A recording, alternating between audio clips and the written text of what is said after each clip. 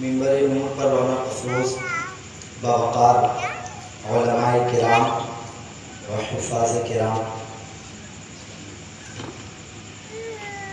بالخصوص تلمیذ حضور بدر ملت والد گرامی قدر استاذ الکریم حضرت علامہ و مولانا محمد عرفان احمد صاحب قبلہ نوری دامت برکاتہ عالیہ، اور ساتھ ہی ساتھ آپ کی قریبی مسجد کے خطیب و امام، میں نام سے واقف نہیں ہوں، معذرت چاہتا ہوں، وہ بھی تشریف رکھتے ہیں، اور اس کے علاوہ حافظ غلام محمد صاحب ماشاءاللہ تشریف رکھے ہیں، حافظ محمد نبین صاحب نقیب اجلاس تشریف فرما ہیں، بہت محبتیں ہیں ان کی، اللہ تعالیٰ ان لوگوں کو سلامت رکھے، کہیے آمین۔ اور اس کے علاوہ آپ تمامی حضرات، پردے میں بیٹھی خواتین اسلام، السلام علیکم ورحمۃ اللہ وبرکاتہ۔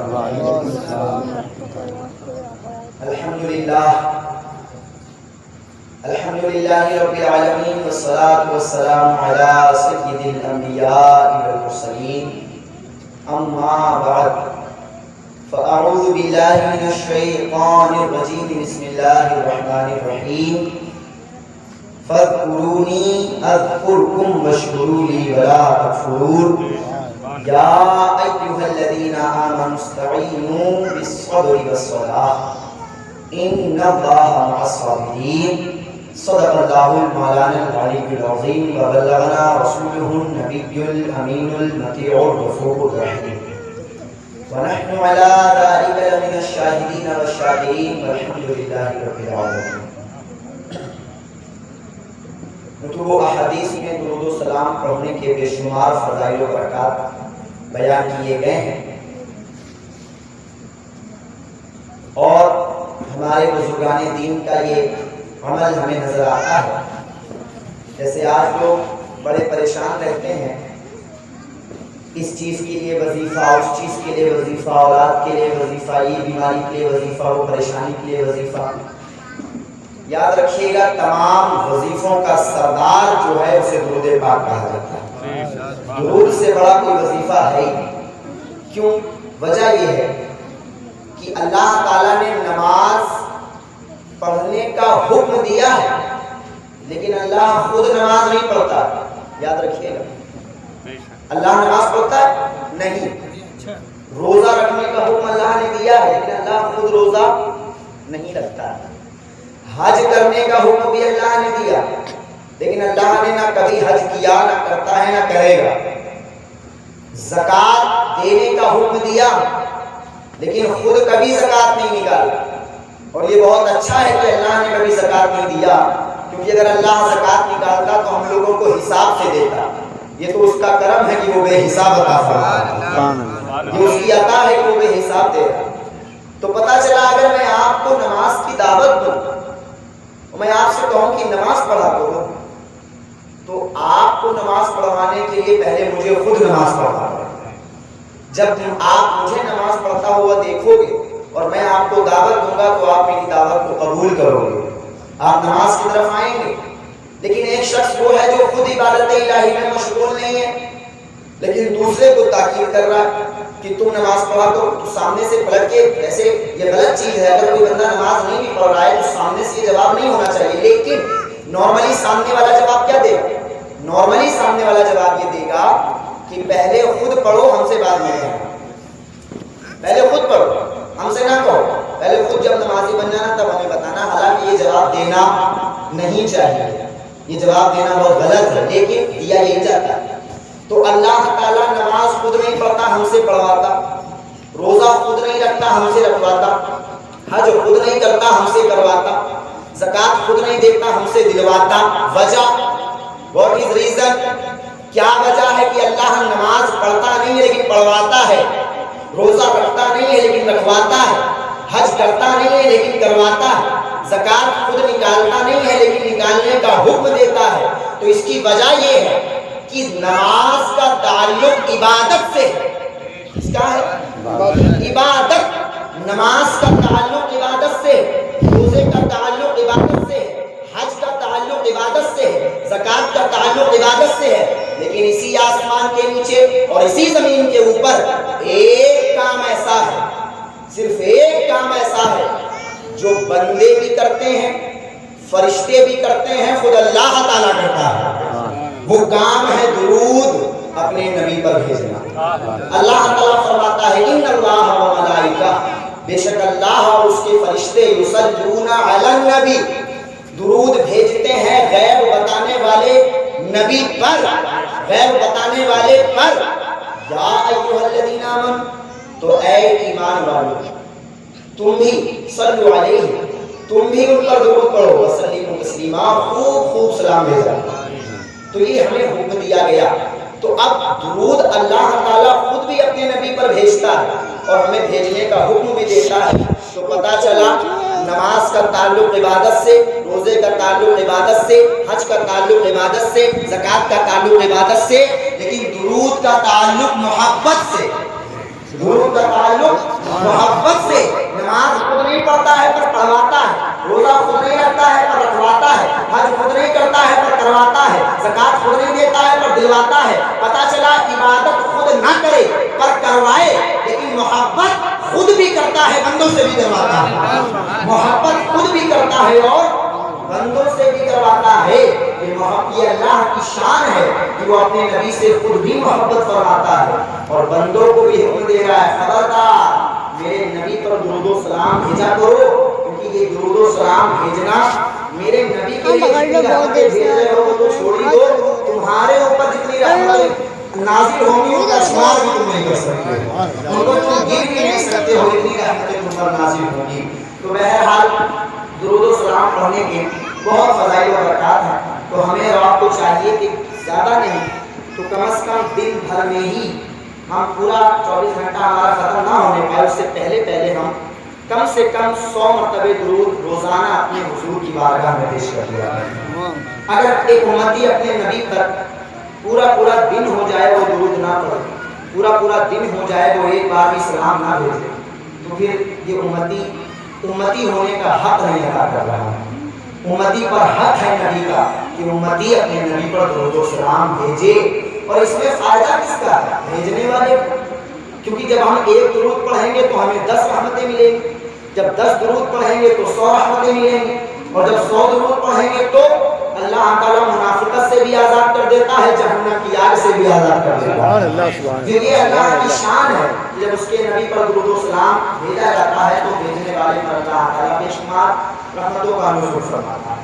تو آئیے کچھ سننے اور سنانے سے قبل سرکار نامدار، مدینے کے تاجدار، دو عالم کے مالک و مختار، کالی کالی کمینے میں چھپانے والے آقا، لمبے لمبے ہاتھوں سے بھیک دینے والے آقا، شفاعت دلانے والے آقا، مغفرت کرانے والے آقا، جنت میں ساتھ لے جانے والے آقا، جہنم سے باہر نکلوانے والے آقا، جناب احمد مجتبیٰ محمد مصطفیٰ صلی اللہ تعالیٰ علیہ وآلہ وسلم کی پیاری پیاری بارگاہ مقدس پناہ میں ایک بار پورا مجمع بڑے ہی ادب و احترام کے ساتھ بارگاہ رسالت میں درود پاک کا ہدیہ پیش کریں اور کہیں بآواز بلند اللہم صلی علی سیدنا و مولانا محمد معلم جلیل الکرام وآلہ الکرام ابنہ الکریم وبارک وسلم صلاۃ و سلام علیک یا رسول اللہ دائما یا حبیب اللہ صلی اللہ تعالی علیہ وآلہ وسلم۔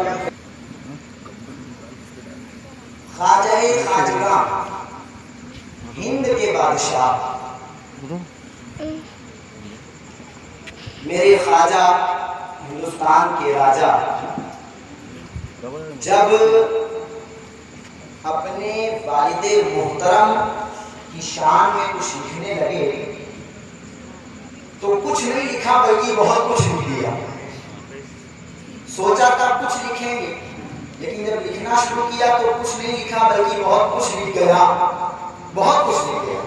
کہتے ہیں شاہ است حسین، بادشاہ است حسین، دین است حسین، دی پناہ است حسین، سردار ندار دست در دست یزید، حقا کے بنا لا الہ است حسین۔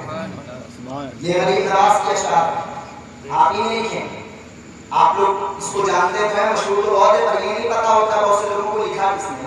الفاظ میں لکھا ہے، آج سمجھ لو۔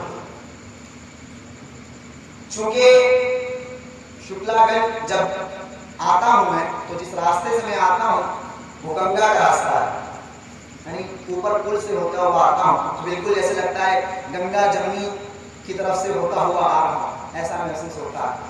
اور جہاں سے میں آیا ہوں، جہاں میری مسجد ہے قنوج ضلع میں، جہاں جس مسجد میں ہوں وہ بھی ایک گاؤں ہے، تو وہاں پر گاؤں یہاں گنگا دونوں آپس میں ملے جلے ہیں بالکل۔ تو میرا دل کر رہا ہے کہ میں ترجمہ بھی بالکل اسی طرح کا کروں، تو اس کا ترجمہ ہے اردو ترجمہ نہ کروں بلکہ گنگا جمنی والا ترجمہ کروں، چونکہ آپ گنگا کے بغل میں ہیں تو گنگا کے بغل میں رہنے والا ہی گنگا جمنا والی ترجمہ اچھی طریقے سے سمجھ سکتا ہے۔ میرے خواجہ فرماتے ہیں شاہ است حسین، ترجمے پہ غور کیجئے، گنگا جمنی ترجمہ کہتے ہیں حسین یوراج، حسین کیا ہے؟ یوراج، حسین یوراج ہے، بادشاہ است حسین، حسین مہاراج ہے، شاہ است حسین، بادشاہ است حسین، حسین یوراج ہیں، حسین مہاراج ہیں، دین است حسین، حسین دھرم ہے، حسین ریلیجین ہے، حسین مذہب ہے، دی پناہ است حسین، دین کے رکشک بھی حسین ہیں، دین کی پناہ بھی حسین ہیں، دین کی رکشا کرنے والے، دین کا ڈیفنس کرنے والے، دین کو پروٹیکٹ کرنے والے، دین کو پروٹیکٹ دینے والے بھی حسین ہیں اور دین کی پناہ بھی حسین ہیں۔ کہتے ہیں کہ سر دے دیا اور ہاتھ نہیں دیا یزید کے ہاتھ، سر دینا کا وعدہ کیا اور ہاتھ نہیں دیا، وجہ کیا وجہ ہے کہ سر دے دیا ہاتھ نہیں دیا؟ ایک ہاتھ ہی تو دینا تھا، دے دیتے، ایک سر کیا 72 سر بچ جاتے، پر نہیں 72 سر قربان ایک ہاتھ کے پیچھے کیوں؟ وجہ یہ ہے کہ حق کے بنا لا الہ است حسین، یہ جو آج تم کلمہ لا الہ بڑے آرام سے پڑھ رہے ہو، یہ گردن حسین دینے کی وجہ سے پڑھ رہے ہو۔ یہ جو آج حسین نے اپنی گردن دی ہے، کلمہ لا الہ کی حقانیت و بنیاد کا نام حسین ہے۔ یہ جو آج کلمہ لا الہ پڑھا جا رہا ہے، یہ میرے حسین کی شہادت کی بنا پر پڑھا جا رہا ہے۔ میرے حسین نے اگر گردن نہ دی ہوتی تو آج چھپ چھپ کے کلمے پڑھے جا رہے ہوتے۔ یوں اس طرح سے کھلے عام کھلے بازار میں آپ کو کلمہ پڑھنے کی اجازت نہ ہوتی۔ احسان ہے حسین کا ہم پر کہ حسین نے اپنی جان، اپنا مال، اپنی اولاد کو قربان کر دیا، پر ہمیں زندگی جینے کا ایک طریقہ سکھا دیا، ایک سلیقہ سکھا دیا کہ دیکھو دین کے لیے اگر اولاد دینی پڑ جائے تو اولاد بھی دے دینا، مال دینا پڑ جائے تو مال بھی دے دینا، خود کو دینا پڑ جائے تو خود کو دے دینا۔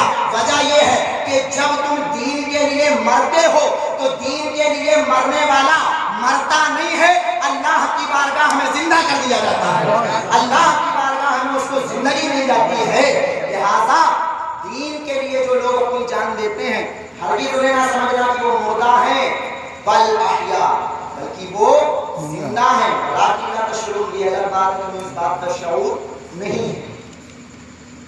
خواجہ غریب نواز کی کرامت دیکھیے، کبھی غور کیا ان مصروں پر آپ نے؟ سنیے کہ خواجہ غریب نواز کیا کہہ رہے ہیں۔ شاہ است حسین، بادشاہ است حسین، حسین شاہ ہے، حسین بادشاہ ہے۔ خواجہ غریب نواز کی کرامت یہ ہے کہ جس مصرے میں، مصرع کہتے ہیں ایک لائن، جس مصرے میں امام حسین کا نام ہے وہاں یزید کا نام ہے۔ پڑھ کے دیکھو، شاہ است حسین، بادشاہ است حسین، امام حسین تشریف فرما ہے تو یزید غائب ہے۔ یزید کیا ہے؟ جلدی بولیے، غائب ہے۔ یہ خواجہ کی کرامت ہے میرے، شاہ است حسین، بادشاہ است حسین، دونوں مصروں میں امام علی مقام تشریف فرما ہے تو یزید غائب ہے۔ اگلا، دین است حسین، دی پناہ است حسین، حسین دھرم ہے اور دھرم کی رکشک بھی حسین ہے۔ اب جہاں دونوں میں امام علی مقام ہے تو یزید، جلدی بولیے، غائب ہے۔ آگے سردار مدار دست در دستے یزید، یزید، اب یہاں یزید ہے، اب جہاں یزید ہے وہاں میرے امام نے آنا مناسب نہیں سمجھا، جہاں یزید کا نام ہے وہاں میرے امام نے آنا بہتر نہیں سمجھا۔ حقا کے بنا لا الہ است حسین. اب یہاں پھر امام حسین ہے تو یزید نہیں ہے، غائب ہے. خواجہ غریب نواز نے کیا سوچ کر ان مصروں کو ترتیب دیا ہوگا کہ جس مصرے میں امام حسین کا نام وہاں یزید کا نام نہیں، اور جہاں یزید کا نام وہاں میرے امام کو خواجہ غریب نواز لائے ہی نہیں. کیوں؟ کیونکہ یہاں یزید ہے. جہاں حسین وہاں یزید نہیں، جہاں یزید وہاں حسین نہیں. ارے میرے خواجہ، آپ کی خواجگی کو سلام، ہم غلامان خواجہ کو بھی سمجھائیے آخر ماجرا کیا ہے کہ جس مصرے میں حسین ہے اس مصرے میں یزید نہیں، اور جس مصرے میں یزید ہے اس مصرے میں حسین نہیں. میرے خواجہ نے کہا ارے میرے چاہنے والے، مجھ سے پیار کرنے والے، مجھ سے عشق کرنے والے، مجھ سے محبت کرنے والے، بات صاف ہے کہ جب میں ایک مصرے میں حسین اور یزید کو اکٹھا نہیں کر سکتا تو ایک دل میں دونوں کو کیسے اکٹھا کر سکتا ہوں؟ جب ایک مصرے میں دونوں کو اکٹھا نہیں کر سکتا ہوں تو پھر ایک دل میں دونوں کو کیسے اکٹھا کر سکتا ہوں؟ پتہ چلا مصرے میں یا تو حسین ہوں گے یا یزید ہوگا، اسی طرح دل میں یا تو حسین ہوں گے یا پھر یزید ہوگا. یا تو تیرے دل میں حسین ہوگا یا تیرے دل میں حسین ہوں گے. یاد رکھو اس طرح سے کینہ مدینہ کے ساتھ جمع نہیں ہو سکتا ہے، حسین یزید کے ساتھ جمع نہیں ہو سکتا ہے. یہی وجہ ہے کہ ہمارے دلوں میں کبھی یزید آیا ہی نہیں. کیوں؟ کیونکہ امام حسین موجود ہیں. بولو موجود ہیں کہ نہیں؟ کس کے دل میں حسین ہے؟ ہاتھ کھا دو. سب کے دل میں ہے نا؟ ہمارے دل میں امام حسین ہے اس لیے یزید آیا نہیں. اور ان کے دلوں میں حسین کبھی گئے نہیں کیونکہ یزید بیٹھا ہوا ہے. تو جس کے دل میں یزید ہے وہاں حسین کی تشریف آوری نہیں ہو سکتی ہے. اور جہاں میرے حسین جس دل پہ راج کر رہے ہیں یزید وہاں دور دور تک بھی نظر نہیں آ سکتا ہے، دور دور تک بھی وہ اٹک بھٹک نہیں سکتا ہے. یہ میرے خواجہ کی کرامت ہے جو آپ نے اپنے اشعار میں بیان کی ہے. تو امام علی مقام کا مقام تو اتنا بلند ہے کہ اگر دنیا کے تمام پیڑوں کو آپ قلم بنا دیں، دنیا میں جتنے سمندر ہیں سب کی پانی کو سیاہی بنا دیں، دنیا میں جتنے پتے ہیں سب کو کاغذ بنا دیں، اور امام کی شان لکھنا شروع کریں تو پیڑ ختم ہو جائیں گے، سمندر کا پانی خشک ہو جائے گا، پتے سوکھ جائیں گے. میرے امام کی شان کا شین بھی نہیں بیان کر سکتا ہے، حسین کی شان کا شین بھی کوئی بیان نہیں کر سکتا ہے. اس کے بارے میں میرے آقا فرمائیں ان الحسن والحسین سیدہ شباب اہل جنہ، یہ دونوں میرے بیٹے حسن و حسین جنتی نوجوانوں کے سردار ہیں، جنتی نوجوانوں کے سردار جنہیں بنایا گیا ہے. ان کی شان ہم اپنی گندی زبان سے کیا بیان کریں. پھر بھی اللہ کا شکر ہے جو کچھ اللہ نے عطا کیا ہے وہ آپ کے سامنے میں پیش کرتا ہوں. دیکھیے حضرت آدم علیہ السلام سے لے کر کے آج 2026 تک اور 1448 ہجری تک جتنے بھی انسان آئے ان کی تعداد انگنت ہے. ہزار نہیں، لاکھ نہیں، کروڑ نہیں، ارب نہیں، خرب نہیں، بے شمار جن کو گنا نہیں جا سکتا، اپریبھاشت جن کو کوئی گن نہیں سکتا. اتنے انسان آئے ہیں، لیکن ظاہر ہے اتنے انسانوں میں ہر کیٹیگری کا انسان آیا، نیک بھی آئے اور بد بھی آئے، اچھے بھی آئے برے بھی آئے، عقل مند بھی آئے. اور ہمارے گاؤں میں، چونکہ گاؤں کے لوگ آپ جانتے کیسے ہوتے ہیں، ہمارے گاؤں میں بے وقوف کے لیے جملہ بولتے ہیں گھامڑ. کیا بولتے ہیں؟ گھامڑ. تو عقل مند بھی آئے اور گھامڑ لوگ بھی آئے. ایسا نہیں خالی عقل مند ہی آئے، گھامڑ لوگ بھی آئے، بے وقوف لوگ بھی آئے، ہر طرح کے لوگ دنیا میں آئے. جو بے وقوف لوگ تھے جن کی عقلوں پر بالکل سمجھ لیجیے ختم اللہ علیہ قلوبہم وابصارہم کی بالکل مہر لگی ہے کہ اللہ نے ان کے دلوں پر مہر لگایا ہے، کانوں پر مہر لگایا ہے، آنکھوں پر گہرا پردہ پڑا. جب وہ لوگ دنیا میں آئے تو ان میں سے کسی نے اپنے آپ کو خدا ہونے کا دعویٰ کیا، اپنے آپ کو خدا کہہ دیا. جیسے فرعون نے خدائی کا دعویٰ کیا تھا، معلوم ہے نا؟ فرعون نے خدائی کا دعویٰ کیا. فرعون اپنے آپ کو خدا کہلواتا تھا، اپنا سجدہ کرواتا تھا، جو اس کا سجدہ نہیں کرتا تھا اسے قتل کروا دیتا تھا، اور جو اس کو خدا نہیں مانتا تھا اسے بھی قتل کروا دیتا تھا. اپنے آپ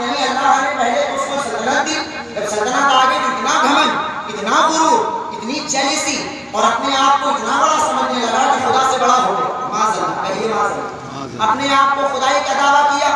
لیکن میں آپ کو بتاؤں، میری عمر بہت چھوٹی تھی، میں بہت چھوٹا تھا، لگ بھگ 6-7 سال کی میری عمر ہوگی. تو میں نے اس دور میں اپنی 6-7 سال کی عمر میں ایک کتاب میں یہ جو ہے چٹکلا میں نے پڑھا، اور یہ حقیقت بھی ہو سکتا ہے کہ فرعون اپنے کمرے میں کنڈی لگا کر اندر سے بیٹھا تھا. تو شیطان ابلیس دروازے پر آیا، دروازے پر آ کر کے اس نے دستک دی، نوک کیا. تو اندر سے فرعون بولا کون؟ کیا بولا؟ کون؟ تو باہر سے ابلیس نے کہا بے وقوف کہیں کے، اپنے آپ کو خدا بتاتا ہے، یہ نہیں پتا دروازے پر کون ہے. اپنے آپ کو خدا بتا رہا ہے اور یہ نہیں پتا دروازے پر کون ہے. ارے ہمارا خدا تو وہ ہے جو زبان تو زبان دلوں کے حالوں کو بھی جانتا ہے. علیم بذات الصدور، جو دلوں میں جو یعنی یار وہ بھی کوئی مالک جس کی بارگاہ میں زبان چلانی پڑے، جس کی بارگاہ میں کہنا پڑے، جس کی بارگاہ میں بولنا پڑے. ہمارا مالک وہ ہے جو ابھی ہمارے بولنے سے پہلے ہی ہماری جھولیاں بھر دیتا ہے، ہمارے کہنے سے پہلے ہی ہمیں عطا کر چکا ہوتا ہے. مجھے بتاؤ، جو رب بنا مانگے اتنا دے سکتا ہے وہ مانگنے کے بعد کتنا دے سکتا ہے؟ جو بنا مانگے لوگوں کی جھولیاں بھرنا جانتا ہے، جب اس سے مانگا جائے پھر کتنا دے گا؟ تو فرعون نے خدائی کا دعویٰ کیا. اچھا جی، اس کی طرح سے بہت سے لوگ ہیں اپنے آپ کو خدا بتا بتا کے مر کے چلے گئے. آج جسم سڑ گیا ہے قبر کے اندر، کوئی پوچھنے والا نہیں ہے، اور زندگی میں اپنے آپ کو خدا بنائے. اب جب ان کا دور ختم ہوا تو ان سے بڑے والے آئے، ان کی بھی گردن پہ پیر رکھنے والے آئے. کون؟ اب بعد والے جو لوگ آئے انہوں نے اپنے آپ کو خدا تو نہیں کہا، لیکن معاذ اللہ اپنے آپ کو نبی ہونے کا دعویٰ کیا. مرزا غلام احمد قادیانی، اس نے اپنے آپ کو نبی ہونے کا دعویٰ کیا. باقاعدہ ایک الگ جماعت بن گئی، ایک الگ فرقہ بن گئی، آج تک موجود ہے. اور آج تک علماء اہل سنت اس کا رد کر رہے ہیں کہ میرے امام فرماتے ہیں فتح باب نبوت پہ بے حد درود، ختم دور رسالت پہ لاکھوں سلام، جو قرآن کی نص قطعی سے ثابت ہے. ما کان محمد ابا احد من رجالکم ولکن رسول اللہ و خاتم النبیین. یہ قرآن کا حکم ہے، یہ قرآن نے ہمیں سنایا ہے کہ میرے نبی پر نبوت کا دروازہ بند کر دیا گیا ہے، میرے نبی خاتم الانبیاء بنا کر کے بھیجے گئے ہیں. اور حضور کا بھی فرمان ہے کہ میں آخری نبی ہوں، تم آخری امت ہو. اور سرکار فرماتے ہیں کہ اگر میرے بعد کوئی نبی ہوتا تو خطاب کے بیٹے عمر ہوتے. پتا چلا اگر ہوتا تو کون ہوتا؟ عمر ہوتے نبی. لیکن عمر نبی نہیں ہے، پتا چل گیا جب عمر نبی نہیں بن سکتے ہیں تو مرزا نبی کیسے بن سکتا ہے؟ جب عمر کی وجہ نہیں ہے کہ وہ نبی بن جائے سرکار کے بعد، تو مرزا کی کیا اوقات ہے کہ وہ نبوت کا دعویٰ کرے؟ لیکن دعویٰ کیا گیا، اس نے دعویٰ کیا کہ میں نبی ہوں. معاذ اللہ. اس کی طرح سے بہت سے لوگ آئے اپنے آپ کو نبی بتاتے رہے. اب ان کا دور ختم ہوا تو ان سے بھی بڑے والے اب ان کی گردن پہ پیر رکھنے والے. اب یہ جو تیسری جماعت آئی، اس نے اپنے آپ کو خدا نہیں کہا، نبی بھی نہیں کہا. کہنے لگے کہ ہم تو اللہ کے ولی ہیں، ہم تو اللہ کے ولی ہیں. وہ بھی کوئی ولی ہو جو اپنی زبان سے کہے میں ولی ہوں. ولی کو ولایت کے بارے میں تو یہ ہے کہ ولی کو خود نہیں پتا ہوتا ہے کہ مجھے ولایت مل چکی ہے، ولی کو خود نہیں معلوم ہوتا ہے کہ میں ولی بنا دیا گیا. لیکن یہ کیسے ولی ہے؟ گلے میں 15 تسبیحاں، ہاتھ میں انگلیاں ہیں 10، انگوٹھیاں ہیں 20. انگلیاں کتنی ہیں؟ 10 اور انگوٹھی 20 انگوٹھی پہن کر 15 تسبیحاں پہن کے یہ اپنے آپ کو ولی بتا رہے ہیں. داڑھی نہیں پڑی ہے، بال کا پتہ نہیں بکھرے ہوئے ہیں. تم نے سرکار کی حدیث نہیں پڑھی الطہارۃ نصف الایمان، تاکہ ایمان کا آدھا حصہ ہے. پہلے اپنے آپ کو ٹھیک کرو، اپنے جسم کو ٹھیک کرو، اپنے لباس کو ٹھیک کرو. اللہ کے ولی یہ دیوانے نہیں پھرا کرتے. اللہ کا جو ولی ہوتا ہے وہ مقرب ہوتا ہے. اور تم ولی ہو، ولی کی ایک سب سے بڑی نشانی یہ ہے کہ ولی کا چہرہ ہی بتا دیتا ہے کہ ہاں یہ اللہ کا ولی ہے. اس کا چہرہ ہی بتا دیتا ہے کہ ہاں یہ اللہ کا ولی ہے. تو لوگ آ کر کے کہنے لگے اور یہ چیز ابھی تک جاری ہے، یہ چیز ابھی تک جاری ہے. لوگ اپنے آپ کو ولی بتا رہے ہیں. تو اب پتا چلا کچھ لوگ آئے، کسی نے اپنے آپ کو خدا کہا. پھر ان کے بعد کچھ لوگ آئے، کسی نے اپنے آپ کو نبی ہونے کا دعویٰ کیا. ان کے بعد کچھ آئے، کسی نے اپنے آپ کو ولی ہونے کا دعویٰ کیا. لیکن حضرات گرامی، لوگ آتے رہے، دعوے کرتے رہے، کوئی خدا کا، کوئی نبی کا کوئی نبی کا، لیکن اے ہے میرے حسین کی زندگی پہ قربان جاؤ، میرے حسین کی بندگی پہ قربان جاؤ، میرے حسین کی زندگی کو سلام، میرے حسین کے مرتبے کو سلام، میرے حسین کے مقام کو سلام۔ دنیا میں لوگ آتے رہے، جو لوگ آئے کسی نے کہا کہ میں خدا ہوں، کسی نے خدا ہونے کا دعویٰ کیا، کسی نے نبی ہونے کا دعویٰ کیا، کسی نے ولی ہونے کا دعویٰ کیا، لیکن خدا کی قسم آج تک کوئی مائی کا لال ایسا نہیں پیدا ہوا جس نے حسین ہونے کا دعویٰ کیا ہو، جس نے حسین ہونے کا دعویٰ کیا ہو، جس نے یہ کہا ہو کہ میں حسین کی طرح ہوں، اس نے یہ کہا ہو میں حسین کے جیسا ہوں، اس نے یہ کہا ہو میں حسین کے جیسا ہوں۔ وجہ یہ ہے کہ زبان سے، تمہیں پہ غور کرنا ضائع نہ جائے، زبان سے خدا کہہ لینا آسان ہے، زبان سے خدا کہہ لینا جلدی بولو آسان ہے، زبان سے نبی کہہ لینا آسان ہے، زبان سے ولی کہہ لینا آسان ہے، لیکن زبان سے حسین کہنا آسان نہیں ہے، زبان سے حسن کہنا آسان نہیں ہے، زبان سے حسین کا نام لینا آسان نہیں ہے۔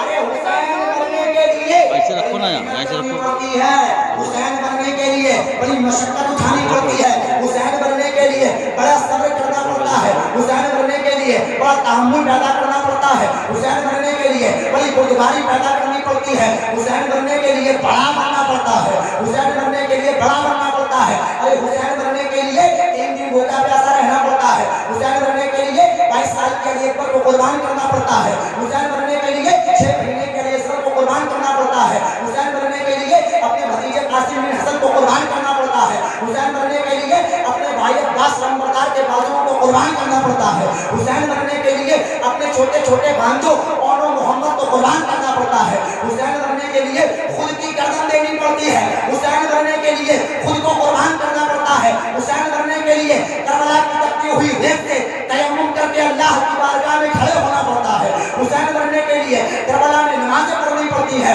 حسین بننے کے لیے دین کو بچانا پڑتا ہے، اور فائنل جملہ حسین بننے کے لیے یہ سب تو کرنا پڑتا ہے۔ سب سے بڑی بات یہ ہے کہ حسین بننے کے لیے نبی کا نواسہ بننا پڑتا ہے، حسین بننے کے لیے نبی کا نواسہ بننا پڑتا ہے، حسین بننے کے لیے اللہ اکبر، کیا بات، کیا بات، اللہ اکبر، یا رسول اللہ، یا رسول اللہ، شہید اعظم، امام حسین،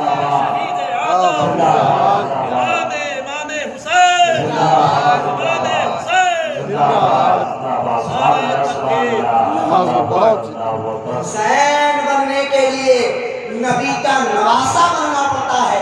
ہر ارے غیرے کی یہ مجال کی وہ حسین بن جائے، ہر کوئی بھی آیا اس نے کہہ دیا میں حسین، سرٹیفکیٹ دکھاؤ، کیا سرٹیفکیٹ؟ اگر خون رسول ہے تو حسین ماریں گے، خون رسول کا ہونا حسین کے لیے ضروری۔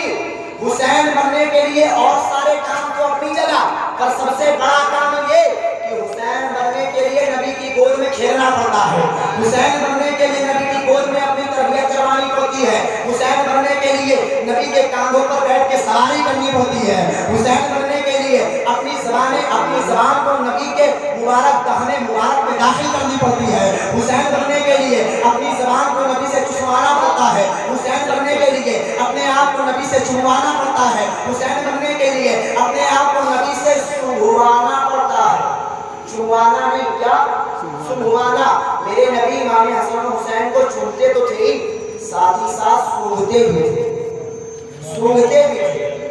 اور صحابہ نے پوچھا حضور آپ چلیے نانا ہیں، نواسے ہیں، نانا نواسے کو چومتا ہے سمجھ میں آتا ہے، لیکن حضور آپ چومتے کیوں ہیں؟ میرے آقا فرماتے ہیں یہ دونوں جو میرے بیٹے ہیں ان کے جسموں سے جنت کی خوشبو آتی ہے، یہ جنت کے خون ہیں، یہ جنت کی، میں جنت کی خوشبو کو سونگتا ہوں۔ بتاؤ وہ حسین جس کے جسم اطہر سے جنت کی خوشبو آئے، جب اس حسین کو بے دردی کے ساتھ شہید کیا جائے تو اس حسین کے نانا کے دل پر کیا اثر ہوتا ہوگا۔ اسی لیے حسین نے ساری دنیا کو یہ بتایا کہ دیکھو میں شہید ہو رہا ہوں، میں اپنی گردن دے رہا ہوں، میں اپنا گلا دے رہا ہوں، اپنی اولادیں دے رہا ہوں، سب کچھ دے رہا ہوں، لیکن یاد رکھنا میرے نانا امام الانبیاء، میرے نانا خاتم الانبیاء، میرے نانا کو اللہ نے ہر مرتبہ دیا، ہر شان دیا، ہر توقیر دی، ہر تعظیم دی، لیکن میرے نانا کو شہادت کا درجہ ابھی تک نہیں ملا، ابھی میرے نانا شہید نہیں کہلائے ہیں۔ دنیا کو بتایا کہ کربلا کے میدان میں گردن حسین کی کٹ رہی ہے، شہادت مصطفیٰ کی ہو رہی ہے. گردن حسین کی کٹتی ہے پر شہادت میرے نبی کی ہوتی ہے. تو قتل حسین اصل میں مر گئی رسول. تو حسین کی شہادت یہ اصل میں نبی کریم کی شہادت ہے. نواسے کی شہادت اصل میں نانا کی شہادت ہے. اب آپ سمجھ گئے کہ امام علی مقام کا ہم سب کوئی نہیں، آپ کی طرح کوئی نہیں بن سکتا ہے، چاہ کر بھی نہ بن پائے. کون اس کا جگرہ اتنا مضبوط ہے کہ 22 سال کا لڑکا اس کی باپ کی آنکھوں کے سامنے مار دیا جائے، 6 مہینے کا بچہ گود میں تیر لگے اور گلے کو چیرتا ہوا بازو میں گرفت ہو جائے، یہ کون برداشت کرے گا؟ کوئی بھی انسان ہو وہ آخری دم تک دم توڑ دے گا. لیکن یہ حسین کے استقامت کو سلام ہے. اور یہ انہوں نے ایسے نہیں کیا، یہ اصل میں ان کے نانا کی دی ہوئی تربیت کا اثر تھا، یہ ان کے نانا کی دی ہوئی تعلیم کا اثر تھا، ان کے نانا کی دی ہوئی تربیت کا اثر تھا جو امام علی مقام نے ایسی استقامت دکھائی. ایک آیت ہے، جیسے کرسیوں پر آپ دیکھ رہے ہیں سفید داڑھی کے لوگ ماشاءاللہ جلوگر ہیں. یہ سفید داڑھی بہت برکت والی چیز ہے. اللہ حضور فرماتے ہیں کہ سفید داڑھی والوں سے اللہ تعالیٰ بھی حیا فرماتا ہے. تو جب اللہ تعالیٰ حیا فرمائے تو ہمارے انہیں بالکل کرنی چاہیے. سید صاحب بھی تشریف فرمائے اور بھی لوگ تشریف فرمائے. یہ جو لوگ بیٹھے ہیں ان لوگوں نے اس آیت کو 55 سے لے کے 55 تک سنا، 55 سے 55 تک سنا.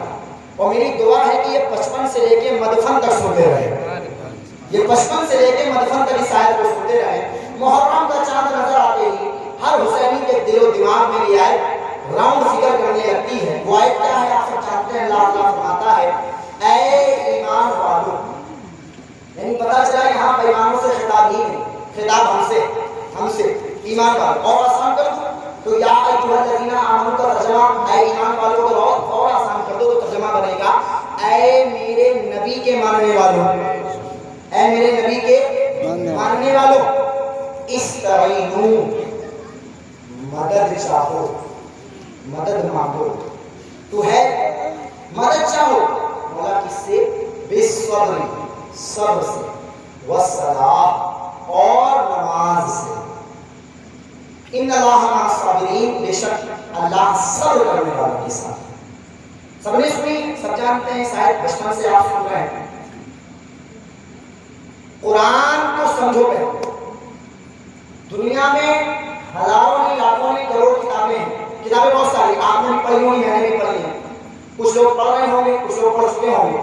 آپ میں سے کوئی ایک ایسا لڑکا کوئی بیٹھا ہے جس نے ہائی اسکول کراس کر لیا؟ کوئی ہے؟ آپ لوگ کر چکے ہو؟ ہائی اسکول ہو گیا؟ اب آپ جواب دیں. کوئی مشکل سوال نہیں، پریشان ہو بیٹھے ہو، ڈرنا نہیں. جو لوگ ہائی اسکول پڑھ چکے ہیں، انٹر پڑھ چکے ہیں، وہ جانتے ہیں کہ اگر فزکس کی کتاب ہے تو فزکس کی کتاب میں فزکس ہے، کیمسٹری کی کتاب میں کیمسٹری ہے، بایو میں بایو ہے، زولوجی میں زولوجی ہے، باٹنی میں باٹنی ہے، میتھ میں میتھ ہے، سائنس میں سائنس ہے. ایسا نہیں ہے کہ فزکس کے اندر کیمسٹری ہے، کیمسٹری کے اندر فزکس ہے، بایو کے اندر زولوجی آ جائے گی، زولوجی کے اندر باٹنی آ جائے گی. نہیں، ہر کتاب کا اپنا ایک سبجیکٹ ہوتا ہے. بھوتک وگیان میں رہے گی، رسائن وگیان میں رہے گی، ارتھ شاستر میں رہے گا، اکنامکس میں رہے گی، گणت میں رہے گی، انگریزی میں رہے گی، لٹریچر میں رہے گا. ہر کتاب کا سبجیکٹ اس کتاب کے اندر ہوتا ہے، باہر نہیں.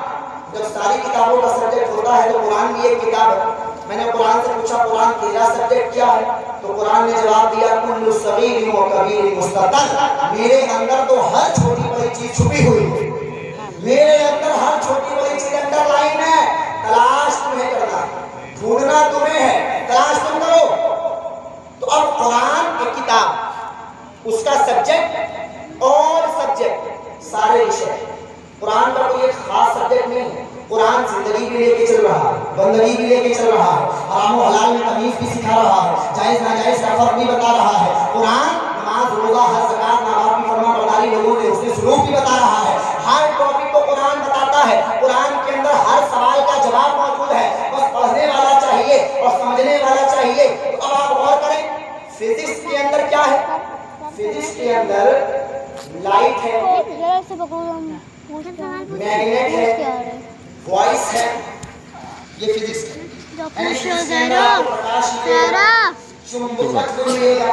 اور ایسے تو ہے.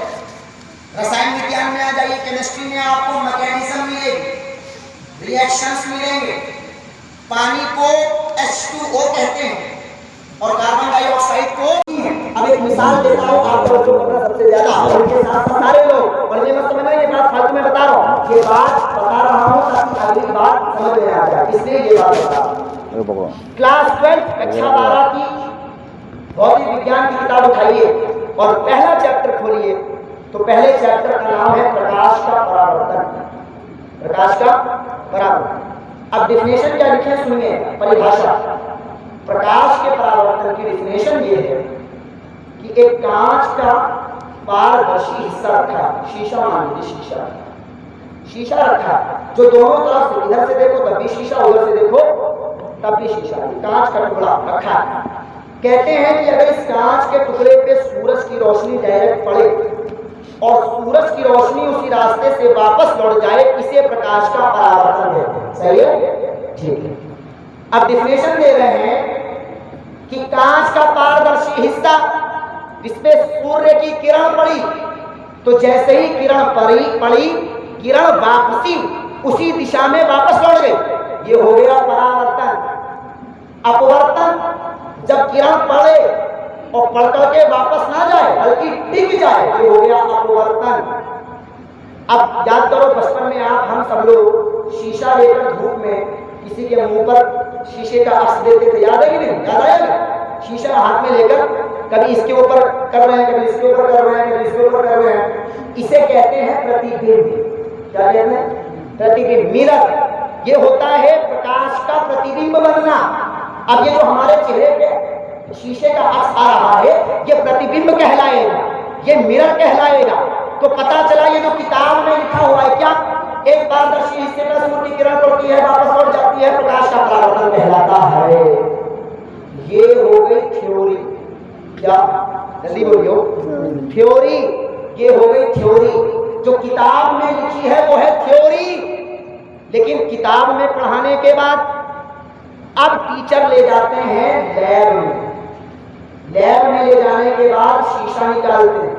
شیشہ نکالنے کے بعد تو موبائل کا ٹارچ جلاتے ہیں. موبائل کا ٹارچ جلانے کے بعد بچوں کو دکھانے ہیں, بیٹا یہ شیشہ رکھا ہے, موبائل کی ٹارچ ڈالی. تیرا سب گھرانا میرے حسین دودھ سے بڑے نہیں ہوئے ہیں, مصطفیٰ کے نور سے بڑے ہوئے ہیں. ساری دنیا دودھ سے بڑی ہوتی ہے, حسین دودھ سے بڑے نہیں, مصطفیٰ کے نور سے بڑے ہوتے ہیں. آگے چلیے, امام علی مقام اپنی ماں کی گود میں صبر کر رہے ہیں. ماں کی گود سے بڑے بڑے ہوئے اور صبر کرتے چلے. گھر میں چھپر تنا ہے, بارش ہو رہی ہے, ٹپ ٹپ ٹپ پانی چھو رہا ہے. حسین صبر کر رہے ہیں. میرے امام علی مقام کے گھر میں پانی بھر رہا ہے, حسین صبر کر رہے ہیں. امام علی مقام کو عید میں کپڑا نہیں مل رہا ہے, حسین صبر کر رہے ہیں. امام علی مقام کے گھر میں سونا نہیں چل رہا ہے, حسین صبر کر رہے ہیں. امام علی مقام کے نانا کا وصال ظاہری ہو گیا, حسین صبر کر رہے ہیں. نانا کے وصال ظاہری کے 6 مہینے کے بعد ان کی ماں فاطمہ کا وصال ظاہری ہو گیا, حسین صبر کر رہے ہیں. ماں کا سایہ سر کے اوپر سے چلا گیا, حسین صبر کر رہے ہیں. ماں کے جانے کے بعد بڑے بھائی امام حسن کو زہر دے دیا گیا, حسین صبر کر رہے ہیں. بڑے بھائی حسن کے جانے کے بعد حسین صبر کر رہے ہیں. امام علی مقام صبر کی انتہا کو پہنچ چکے ہیں اور ایسا صبر کرتے ہیں کہ جب امام علی مقام کربلا کی تپتی ہوئی ریت پر تشریف فرما ہوتے ہیں تو علی اکبر کو قربان کیا, صبر کر رہے ہیں. علی اکبر کو قربان کیا, صبر کر رہے ہیں. قاسم بن حسن کو قربان کیا, صبر کر رہے ہیں. اور محمد کو قربان کیا, صبر کر رہے ہیں. عباس نمبردار کے بازوؤں کو دیا, صبر کر رہے ہیں. خود کی گردن دے دی, صبر کر رہے ہیں. یعنی پتا چلا حسین 55 سے لے کے 55 تک, 55 سے لے کے 55 تک حسین صبر کر رہے ہیں. یعنی حسین کی زندگی شروع ہو رہی ہے صبر سے. حسین کی زندگی شروع ہو رہی ہے, جلدی بولو, صبر سے. اب بتاؤ حسین کی زندگی شروع کہاں سے, صبر سے. قرآن کی یہ آیت شروع کہاں سے, صبر سے. پتا چلا آیت صبر سے شروع, حسین کی زندگی بھی صبر پہ, حسین کی زندگی بھی صبر سے شروع. اب آیت ختم ہو رہی ہے نماز پر.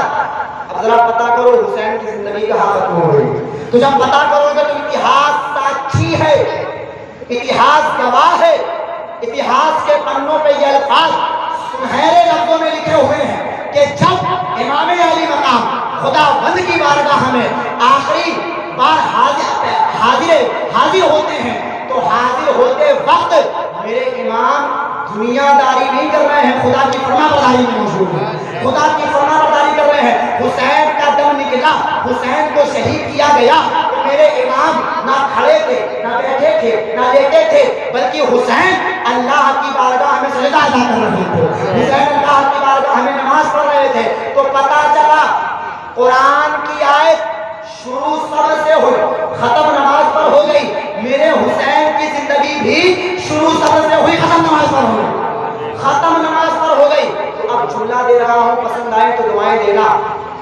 قرآن اگر تھیوری ہے تو حسین اس کا پریکٹیکل ہے، قرآن اگر تھیوری ہے تو حسین اس کا پریکٹیکل ہے۔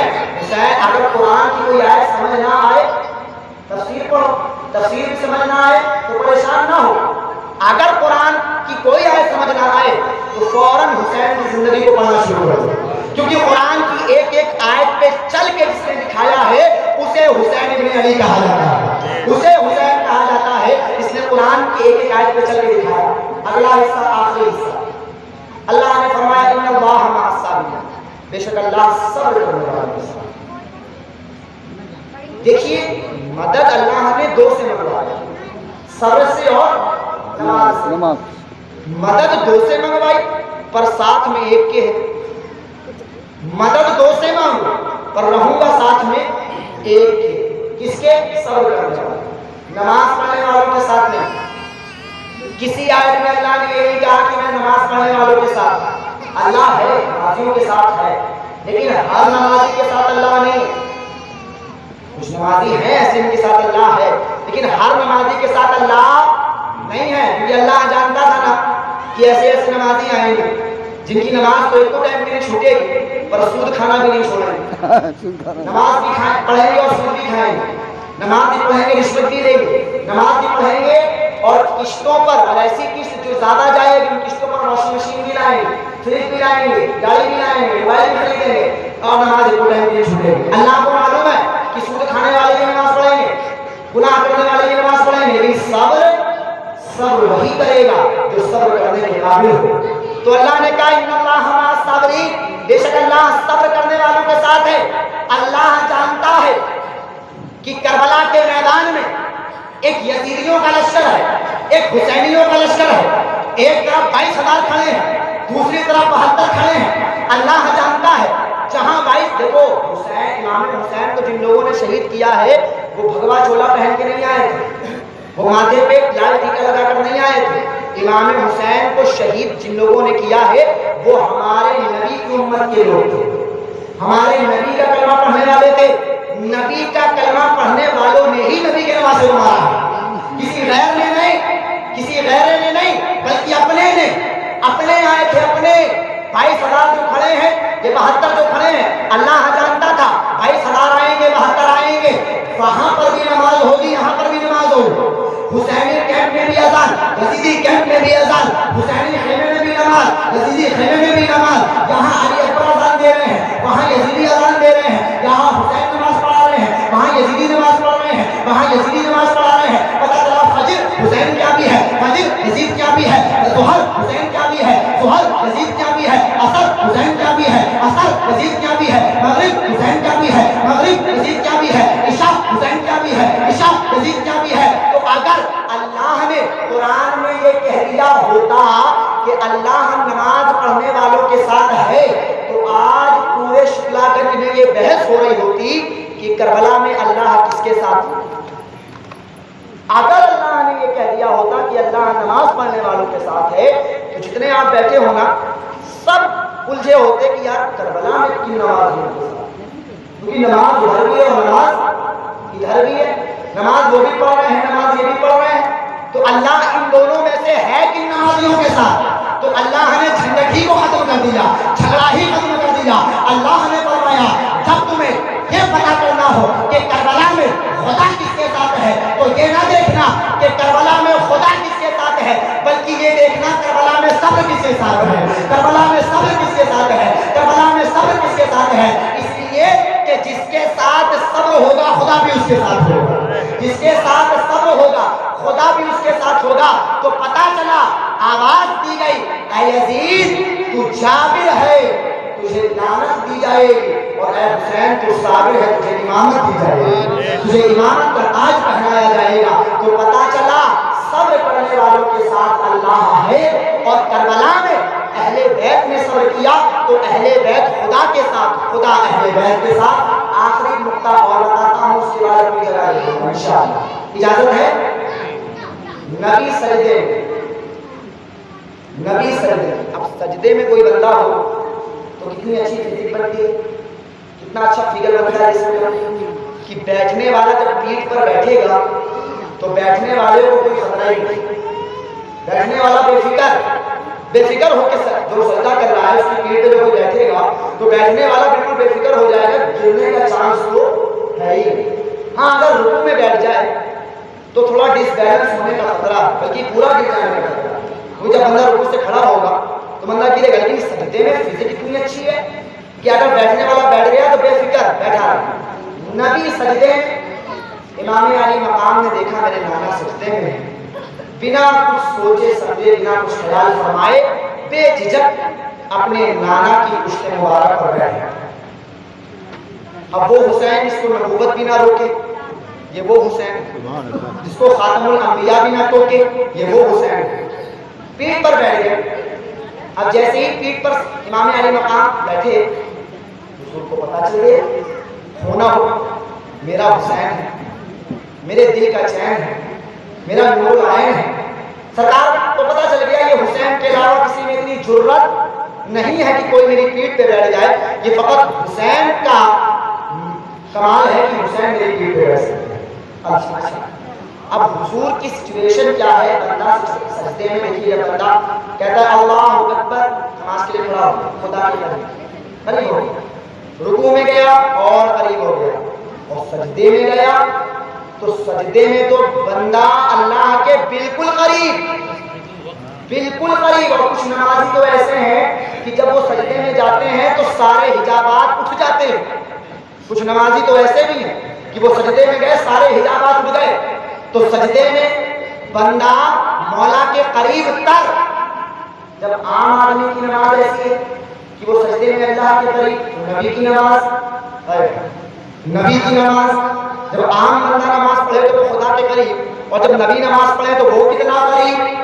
تو پتا چلا نبی بارگاہ کبریا سے قریب تر، اور وہاں تک میرے حسین کا خیال جا رہا ہے۔ میرے نبی دل میں کیا سوچ رہے ہیں؟ آپ سچویشن دیکھیں، سجدے میں تسبیح پڑھتے ہیں نا، سبحان ربی الاعلی، 3 بار 5 بار 7 بار 11 بار جتنی بار آپ پڑھ سکو، آپ کی مرضی پہ ڈیپینڈ کرتا ہے۔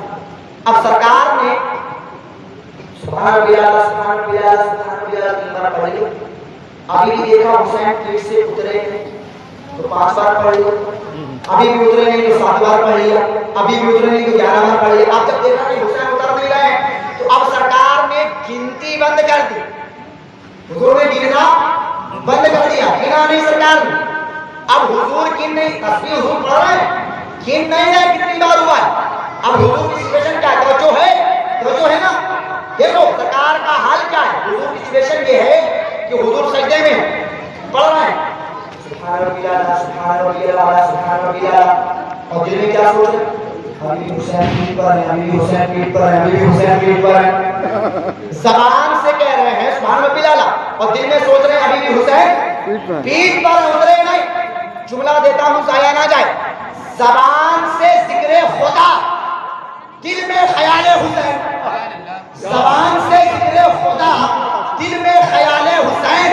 کتنا قیمتی ہے حسین، کتنے بے مثال ہیں حسین، کتنے لاجواب ہیں حسین۔ یعنی زبان سے اللہ کا نام اور دل سے حسین کا نام، زبان سے خدا کا نام لے رہے ہیں، دل سے حسین کا نام لے رہے ہیں، یہ ہے حسین کی شان۔ اب آگے چلیے، امام علی مقام ابھی بھی اترے ہیں تو اب سرکار نے سر نہیں اٹھایا۔ یا رسول اللہ آپ نے سر اٹھایا کیوں نہیں؟ انہوں نے فرمایا اگر میں سر اٹھا دوں گا تو حسین گر جائیں گے، گر گئے تو چوٹ لگ جائے گی، زخم آ سکتا ہے۔ مسلمانوں، جو نبی اپنے نواسے کو اتنی اونچائی سے بھی نہ گرنے دے، جو نبی اپنے نواسے کے نہ گرنے کی وجہ سے سر نہ اٹھائے، وہ نبی کب چاہے گا کہ حسین کو گرانے کے لیے کوئی امتی سر اٹھائے؟ وہ نبی یہ کب گوارا کرے گا کہ میرے حسین کو گرانے کے لیے میری امت سر اٹھائے؟ اس نبی کو یہ گوارا نہیں ہے۔ میرے آقا نے سر نہیں اٹھایا، حضور سجدے میں ہی رہے، سجدہ طول کر دیا، سجدہ لمبا کر دیا۔ لمبا کرنے کا مطلب یہ نہیں سر جہاں رکھنا ہے تو وہاں رکھ دیا، نہیں، لمبا کرنے کا مطلب تسبیح بڑھا دی، بلکہ گننا بند یہ خیال ہے کہ اب تسبیح تب بند ہوگی جب حسین اتر جائیں گے، اب اٹھیں گے تب جب حسین اتر جائیں گے۔ تو پتا چلا سر اس لیے نہیں اٹھ رہا ہے کہ حسین ہٹے تو سر اٹھے، حسین ہٹے تو سر اٹھے۔ پھر جملہ دیتا ہوں ضائع نہ جائے کہ میرے نبی نے سر جھکایا تھا خدا کے لیے۔ کس کے لیے؟ خدا کے ذات کو سامنے رکھیے۔ میرے نبی نے سر جھکایا تھا خدا کے لیے، نہیں اٹھا رہے ہیں حسین کے لیے، نہیں اٹھا رہے ہیں حسین کے لیے۔ کتنے بے مثال ہے حسین۔ اب جتنی بھی دیر 5 10 15 20 اللہ جانے کتنی دیر تک نام علی وہاں بیٹھے رہے، جب دل بھر گیا تو اتر گئے۔ بچے ایک چیز میں ٹھیکتے کہاں ہیں، ان کو ایک چیز آپ بتا لیجیے، تھوڑی دیر اس میں مگن ہوں گے، اس کے بعد دوسرے میں چلے جائیں، دوسرے سے تیسرے میں چلے جائیں، جتنی دیر بیٹھے رہے جب تک دل کیا بیٹھے رہے، جب دل بھر گیا مانا کہ اس مبارک سے اتر گئے۔ جب اتر گئے تو حضور نے اپنی نماز دوہرائی نہیں، بلکہ جہاں تھی وہیں سے پوری کر دی۔ سرکار نے نماز دوہرایا نہیں، سجدہ سہو نہیں کیا۔ دیکھو نماز اگر خراب ہو جائے، نماز اگر ٹوٹ جائے، خراب ہو جائے تو نماز دوبارہ پڑھو، دوبارہ دہراؤ، دوبارہ پڑھیے۔ اور اگر کوئی واجب چھوٹ جائے تو سجدہ سہو کر لیجیے، آپ کی نماز کی جو غلطی ہے یہ سجدہ اس کو پوری کر دے گا۔ لیکن سرکار نے نہ نماز کو دہرایا اور نہ سرکار نے سجدہ سہو کیا، یعنی پتہ چلا میرے آقا کی پیٹھ پر جب حسین، اور یہ حسین صرف حسین نہیں، امام حسین اپنی تمام تر بلندیوں کے باوجود امتی ہیں۔ کیا ہے؟ امتی، نبی نہیں۔ امام حسین سید الشہداء ہیں اور امتی ہیں۔ امام حسین کربلا کے سردار ہیں اور امتی ہیں۔ امام حسین نوجوانان جنت کے سردار ہیں اور امتی ہیں، نبی نہیں ہے۔ لیکن جب یہ امتی ایک نبی کی پیٹھ پر بیٹھے تو نبی اس کا خیال کرے، نبی اس کے بارے میں سوچے، اور یہ سوچے کہ حسین ابھی بھی اترے نہیں۔ حسین کا خیال نماز میں، یعنی امتی کا خیال نماز میں، امتی کا خیال نبی بولو نماز میں، امتی کا خیال نبی کر رہا ہے نماز میں، امتی کا خیال نماز میں نبی کر رہے ہیں۔ ارے اے گستاخو، اے خدارو، یہی سے پتہ چل گیا کہ جب امتی کے خیال سے نبی کی نماز خراب نہیں ہوتی تو نبی کے خلاف امتی کی نماز خراب نہیں ہوتی۔ نبی کے خیال سے امتی کی نماز بھی خراب نہیں ہوتی ہے، جب امتی کے خیال سے نبی کی نماز برباد نہیں تو نبی کے خیال سے امتی کی نماز بھی خراب نہیں۔ بلکہ ہمارا عقیدہ تو یہ ہے کہ ہماری نماز مکمل ہی تب ہوتی ہے جب نبی کا خیال آتا ہے، ہماری نماز مکمل ہی تب ہوتی ہے جب نبی کا خیال آتا ہے۔ اچھا جی، امام علی مقام اتر گئے پیٹ سے اور حضور نے نماز کو پورا کر دیا۔ نماز کو پورا کرنے کے بعد دنیا کو یہ بتا دیا کہ دیکھو حسین وہ ہیں جن کے لیے نبی اپنا سجدہ طول کر رہے ہیں، لمبا کر رہے ہیں۔ لیکن یہی ایک اور، اگر اس سے بھی نہ سمجھ سکو تو یہ سمجھ لو کہ امام حسین کے شہید ہونے کے بعد کوئی بھی شہید نہیں ہوا، کوئی بھی شہید نہیں ہوا۔ اس کی سب سے بڑی دلیل آپ ہی کے بیٹے، آپ کے بعد امام حضرت سیدنا امام زین العابدین سید الساجدین رضی اللہ تعالی عنہ، آپ بھی شہید ہوئے۔ امام حسین سے پہلے جتنی شہادتیں ہوئی تھی وہ ہو گئی، امام علی مقام کے شہید ہونے کے بعد کوئی بھی شہید نہیں ہوا۔ وجہ دیکھیے، منشائے نبی تو یہی ہے کہ جب بندہ نماز پڑھے تو دنیا بھول کے پڑھے۔ حدیث جبریل میں جناب فاروق اعظم کہتے ہیں ایک شخص آئے، حضور دوزانو تشریف فرما، وہ بھی دوزانو بیٹھ گئے اپنے گھٹنے، انہوں نے حضور کے گھٹنے سے ملا دی، اور ایک روایت میں ہے کہ انہوں نے اپنے ہاتھ اپنی ران میں رکھے، دوسری روایت میں ہے کہ اپنے ہاتھ حضور کی راہ پہ رکھے اور پہلا سوال کیا حضور اسلام کے بارے میں بتائے. حضور نے اسلام کی تشریح فرمایا. کہنے لگے ایمان کے بارے میں بتائے. حضور نے ایمان کی تشریح. پھر تیسرا سوال کرتے ہیں مال احسان یا رسول اللہ, احسان کیا ہے؟ تو اسی ضمن میں یہ بات آتی ہے کہ سرکار نے فرمایا ان تعبد اللہ کانک تراہ. جب تم اللہ کی عبادت کرو تو یہ سوچو کہ گویا تم اللہ کو دیکھ رہے ہو, گویا تم اللہ کو دیکھ رہے ہو. اب یہ تو بڑا مشکل ہے اور ظاہر مشکل ہے. یہ ہر بندہ کر نہیں سکتا ہے کہ نماز پڑھے خدا کو دیکھے. تو سرکار نے آسان بھی فرما دیا ان تعبد اللہ کانک تراہ فإن لم تكن تراہ فإنه يراك. اگر یہ نہ کر سکو تو کم سے کم یہی سوچ لو کہ خدا تمہیں دیکھ رہا ہے. اگر یہ نہ سوچ سکو کہ تم خدا کو دیکھ رہے ہو تو یہ تو سوچ لو کہ خدا تمہیں دیکھ رہا ہے. نہ بات میں بتا دیتا ہوں نہ آپ بتانا. ایک بے تکا تیر چبھ گیا, بے تکا تیر چبھ گیا اور اس میں اتنی تکلیف, اتنا شدید درد کہ چھونے نہیں دیتے. تو اگر کہتا ہوں حضور نکال دے تو کہتے ہیں ہاتھ نہ لگاؤ درد ہوتا. اتنا درد اس تیر میں. ایک تجربے کرنے کا ایسے نہیں, انہیں نماز میں جانے, جب یہ نماز میں جائیں تب جو کرنا ہو کرنا. اتہاس گواہ ہے کہ جب وہ نماز میں گئے تیر کھینچ لیا گیا, علی کو خبر نہیں. تیر کھینچ لیا گیا, مولا کائنات کو خبر نہیں. تو یعنی تیر تو تیر, درد تو درد. علی نے نماز میں دنیا تو دنیا اپنے آپ کو بھلا دیا. تو یہ ہے علی کی نماز. جب علی کی نماز ایسی ہے تو نبی کی نماز, جب علی کی نماز کا یہ حال ہے نبی کی نماز.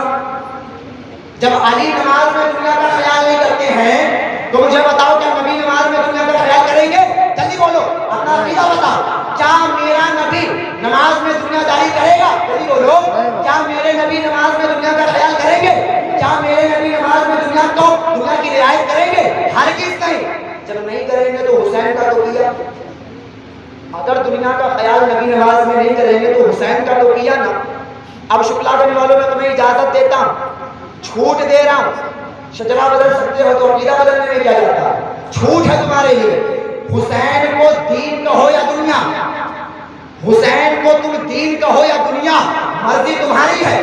لیکن یاد رکھنا اگر تم نے حسین کو دنیا کہا تو اعتراض حسین پر نہیں کیا جائے گا, اعتراض نبی کی نماز پر کیا جائے گا کہ نبی نماز میں دنیا کا خیال کرتے ہیں, نبی نماز میں دنیا کے بارے میں سوچتے ہیں.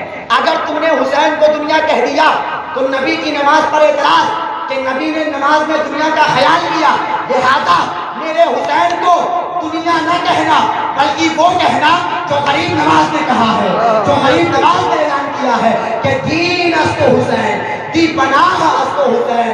حسین دنیا نہیں ہے, حسین تو دین ہے, حسین تو دین ہے. یہی وجہ ہے کہ آپ کے شہید ہونے کے بعد کسی کو شہید نہیں کیا گیا, کیونکہ امام نے کہا کہ اگر تمہاری تلوار پیاسی ہے اہل بیت کے خون سے تو لو میں تمہیں عباس دے رہا ہوں, لو میں تمہیں قاسم بن حسن دے رہا ہوں, لو میں تمہیں علی اکبر کی جوانی دے رہا ہوں, لو میں تمہیں علی اصغر کا بچپنا دے رہا ہوں, لو قاسم بن حسن کو دے رہا ہوں, لو اپنے چھوٹے چھوٹے بھانجے اور محمد کو دے رہا ہوں. اگر تمہاری پیاس ان سے بجھ جائے تو مجھے مارنے میں عجلت مت کرنا, مجھے مارنے میں جلدی مت کرنا, اس لیے کہ عباس کا قاتل مومن ہے, علی اکبر کا قاتل مومن ہے, علی اصغر کا قاتل مومن ہے, قاسم بن حسن کا قاتل مومن ہے. قاتل مومن کی بخشش اگر میں نے نانا جان کا دامن پکڑ لیا اور کہہ دیا کہ نانا جان انہیں معاف کروا دیجیے تو تم لوگ قاتل مومن ہوگے تو آخرکار بخش دیے جاؤ گے. لیکن مجھ تک جلدی مت کرنا, میرا قتل مومن نہیں قتل دین ہو جائے گا, میرا قتل دین بنا دیا جائے گا اور قاتل دین کی مغفرت نہیں ہو سکتی ہے. لہذا امام علی مقام نے یہ چھوٹ دی تھی, یہ موقع دیا تھا, لیکن جب دیکھا کہ یہ دنیا کے کتے جہنم کے کتے بننا چاہ رہے ہیں تو امام نے بنا کچھ سوچے سمجھے گریز کیے اپنے نانا سے کیے ہوئے وعدے کو نبھاتے ہوئے کربلا کے میدان میں نکل پڑے اور دنیا کو بتایا کہ لوگوں دیکھو जंग का मतलब तो ये होता है कि जंग में सर काटने वाले जीतते हैं, सर कटाने वाले हारते हैं। लेकिन करबला की जंग अजीब जंग है। करबला में सर काटने वाले हार गए, सर कटाने वाले जीत गए। सर काटने वाले हार गए और सर कटाने वाले जीत गए। तो मर कर भी अगर जिंदा होना चाहते हो तो पक्के हुसैनी बन जाओ, पक्के हसनी बन जाओ। अगर मरने के बाद भी लोगों के दिलों में जिंदगी जीना चाहते हो, लोगों के सामने जीना चाहते हो, लोगों के दिल में जीना चाहते हो, तो एक बात हमेशा याद रखना कि कत्ल हुसैन असल में मर्गे यजीद है। इस्लाम जिंदा होता है, इस्लाम जिंदा होता है, इस्लाम जिंदा होता है हर करबला के बाद। माशाअल्लाह, क्या बात है। हाँ